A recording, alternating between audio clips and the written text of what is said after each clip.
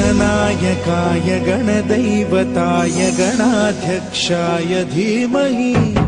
गुणशरीराय गुणमण्डिताय गुणेशानाय धीमहि गुणातीताय गुणाधीशाय गुणप्रविष्टाय धीमहि एकदन्ताय वक्रतुण्डाय गौरीतनयाय धीमहि गजेशानाय भालचन्द्राय श्रीगणेशाय धीमहि